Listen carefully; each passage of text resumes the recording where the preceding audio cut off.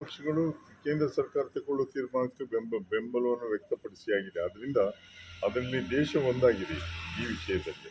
ಪಹಲ್ಗಾಮ್ನಲ್ಲಿ ನಡೆದಂಥ ಘಟನೆ, ಆ, ಆ ನೋವು ಕೇವಲ ಆ ಕುಟುಂಬಕ್ಕೆ ಮಾತ್ರ ಅಲ್ಲ, ಇಡೀ ದೇಶಕ್ಕೆ ಆಗಿದೆ.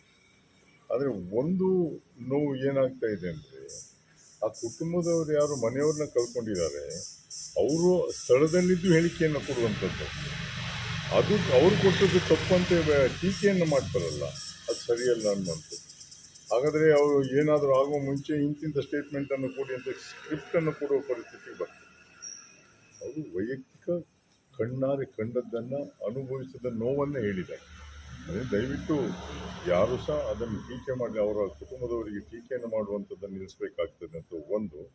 ಮತ್ತು ಮುಂದಿನ ದಿನಗಳಲ್ಲಿ ಒಂದೆಡೆ ಆ ಭಾಗದಲ್ಲಿ ಪಹಲ್ಗಾಮ್ ಒಂದು ಭಾಗದಲ್ಲಿ ಯಾಕೆ ಸೆಕ್ಯೂರಿಟಿ ಇಲ್ಲ ಅನ್ನುವಂಥದ್ದು ಚರ್ಚೆ ಇದೆ ಅಲ್ಲ, ಅವರು ತಕ್ಷಣದಲ್ಲಿ ಅದರ ಬಗ್ಗೆ ಸ್ವಲ್ಪ ಗಮನವನ್ನು ಹರಿಸಬೇಕಾಗ್ತದೆ, ತೀರ್ಮಾನವನ್ನು ತಗೊಳ್ಬೇಕು. ಒಂದು ಮಾತನ್ನು ಹೇಳಿದರೆ ಏನಂದರೆ, ಟೂರಿಸ್ಟ್ ಒಂದು ತಿಂಗಳ ನಂತರ ಅಲ್ಲಿಗೆ ಬರುವಂಥದ್ದು ಇತ್ತು ಅಂತ. ಟೂರಿಸ್ಟ್ ಇಲ್ಲದೇ ಇದ್ರೆ ಸೆಕ್ಯೂರಿಟಿ ಬೇಡವಾ ಆ ಭಾಗಕ್ಕೆ ಅಂತ?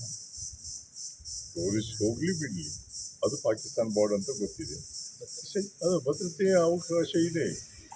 ಯಾರೇ ಹೋಗಲಿ ಬಿಡಲಿ, ಆ ಭಾಗದ ಭದ್ರತೆಯ ಬಗ್ಗೆ ಹೆಚ್ಚು ಗಮನವನ್ನು ಹರಿಸುವಂಥದ್ದು ಅವಶ್ಯಕತೆ ಇದೆ ಅನ್ನುವಂಥದ್ದು. ಮತ್ತು ಕೇವಲ ಇದಲ್ಲ, ಕಾಶ್ಮೀರದಲ್ಲಿ ಅಲ್ಲ, ಮೊನ್ನೆ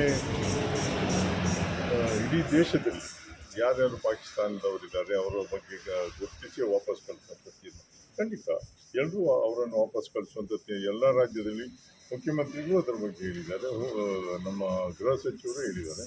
ಎಲ್ಲರನ್ನು ಗುರುತಿಸಿ ವಾಪಸ್ ಕಳಿಸುವಂಥ ಕೆಲಸವನ್ನು ಮಾಡಬೇಕು. ಯುದ್ಧ ಅಗತ್ಯ ಇದ್ದಲ್ಲಿ ಯುದ್ಧ ಆಗಬೇಕಾಗ್ತದೆ.